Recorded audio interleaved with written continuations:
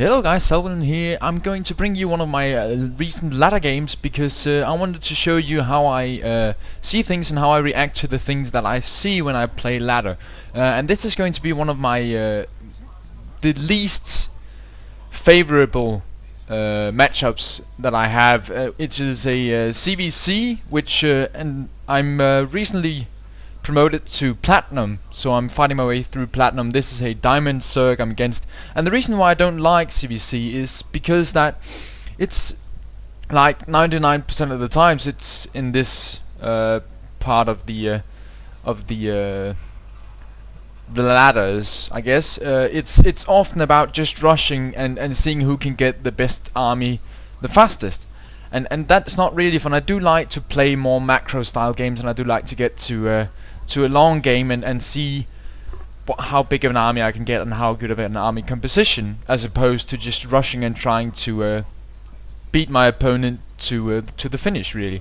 But anyway, let's dive into it and see. We're going to do this from my point of view, and we're going to hide the timer here. If you looked, you did see how long this game is, but if you didn't look, you won't have a chance now unless you rewind.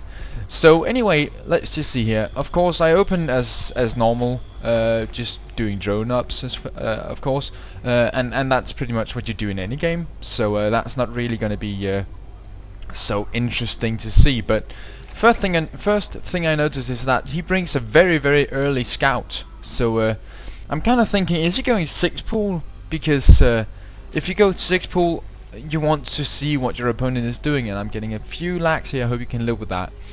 But yeah, not quite sure what he's doing with that super early scout there, but hell, he might just want to figure out where I am so he can put on as early pressure as possible. Anyway, I'm going to try to scout here and see if I can see a pool, but he's got a lot of workers, so right there I already know there's no pool yet. He's not going to have a pool up that fast. So for now I'm pretty safe in what I'm doing, and I'm just going to keep scouting around his base, setting up a lot of waypoints so that I'm that my scouting drone doesn't get killed off while I'm looking at my base. Anyway, I just keep droning up, but I'm a bit worried now. You can see on my minimap, you can see that he has a spawning pool and he has an extractor already. So now I want to get my own spawning pool up, because I know some sort of rush is coming. So I want to be prepared for that. Now I know I'm behind, so I need to work up my economy enough so that I can hold off his attack, and after that transition into something that will work good against what he's doing. So what we're doing now, we're just droning up as much as possible until that spawning pool finishes, and make sure we don't get supply blocked. As you can see now, I'm 16 out of 18, so I want to get an overlord up so that I can get the queen ASAP when the spawning pool pops. Now at the same time, I just want to have a look around the base, maybe try to hide, but he sees me, so my drone's not going to be able to make it. So I'm just going to go over there. The spawning pool is finished, and sadly I lose the extractor, but that doesn't really cost Zergs a lot of money, so that's okay.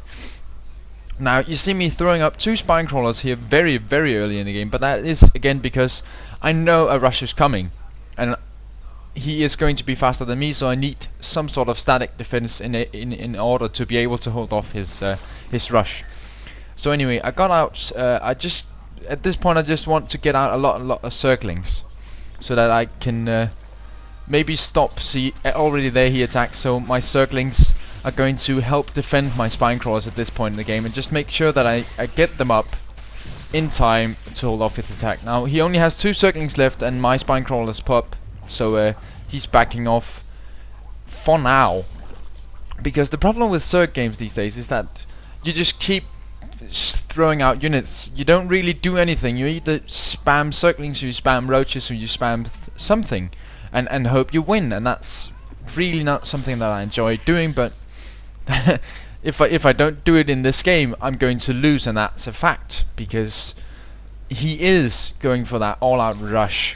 So I'm just moving my overlords into position so that I can see when he attacks, when he's going to come, and what he's doing in front of my base, because you will oftentimes see players stand out in front of the base and wait, gather up a little army, and then push in. So I just want to be prepared. I want to be able to see when he's going to launch that attack, so that I can coordinate my units accordingly. Anyway, I see he's not been doing a push for some time, so I want to see what he's doing, why he is being delayed so much. Maybe he just made a little push and then went for a quick expansion. So I want to make sure that that's not the case, so I quickly scout over here. I don't see an expansion, so I know that's not what he's going to do. So I need to see what he's going to do, and as of now I just see a few circlings, nothing major, so I can just keep building up my drones, building up my army in order to defend against whatever's coming next. So what most Zergs do is they go mass speedling. As you can see, he went for speedlings, and then you build a what they called baneling's nest, so that when your opponent tries to counter you with mass speedlings, you just baneling bust him and then you win. But as of now, he doesn't seem to have any banelings, so I'm just gonna pop up with one circling. See, roach. Alright, so I know his gas is going for roaches. He's not going to be going for mutas or not too heavy on the banelings. He's going for a mass roach at this point because he knows roach is strong against circlings. But as you can see, my level 1 attack for my circlings and my circling speed is almost done, so that means that if he's going to spam mass roach, I will be able to defend it, because 2 spine crawlers plus mass circling with +1 and speed does really beat roaches. So at this point in the game, I'm feeling rather safe. I mean, I'm not like, oh yes, I won this, because anything can happen, but I'm somewhat safe. I know kinda what he's doing, so I'm just gonna lay low a bit, just get a good army out, and then poke over again and see what he's doing. See if he's really just going mass roach at this point, or if he's just putting out a few roaches to blend with his army and that way try to appear stronger against me. But as you see, he's going for mass roach, so I know that at this point in the game he's used all of his gas, almost at least, on roaches. And as you can see, my gas is getting quite high, so I can go lair tech soon and work on maybe some other some late attack for the game. Now I want to get more drones up at this point, of course, because I do have my static defense. I do have a lot of circlings with the +1 attack and speed, so they can hold off those roaches for at least a while. So if I'm going to drone up, as you can see, I poke in way too much there. I thought I saw an opening, but he was blocking it off higher up on the ramp, so I really lost quite a few of my circlings there for no reason. But moving my static defenses into a good position so that if they try to move up, I can have my static defenses hit them while my circlings are tanking all the damage. So as you can see now, I'm taking up to lair at this point. I got a pretty reasonable amount of drones out, and there he comes with the attack, and there you can see my overlord actually scouts those 2 banelings at a very key moment, because if I didn't see those coming and I just rushed all of my circlings into them, I would be so screwed. I would have lost the game right there. So I just let a few of my circlings stand out in the front, try to make him pop his banelings on them, and that way try to stay alive longer. But as you can see, just moving back and forth here, losing way too many circlings right there, but managed to get his second baneling ball destroyed before it does any real damage to me. And as you can see, a lot of circlings on the way out, and my circlings are doing a great job defending this. As you can see, the +1 really comes into effect here. It really helps them kill those roaches. However, my opponent being really clever here, focus firing my queen, and I'm too slow to react to this, but I managed to hold off this attack, and I can just start a new queen. But now I want to go further, so I'm thinking he's using all of his gas on roach banelings. That means he's not gonna have a lot of anti-air. So if I get like 10 mutas perhaps in the air, I got the game. So at this point I'm just trying to hold on for long enough for me to get my spy up and get some mutalisks out on the map.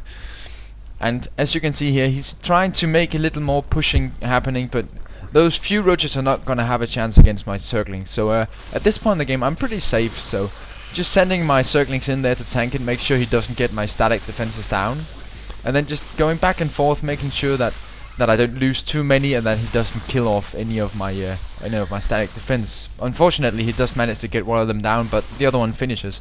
And at this point, I can again use my circlings to tank, while my spine crawler does all the damage.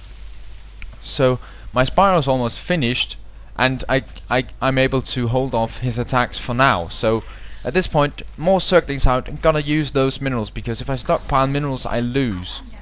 So I just want to make sure that I have a strong enough army to hold me until I can transition into Muta circlings, and at the same time make sure that I have a strong enough economy to sustain Muta play.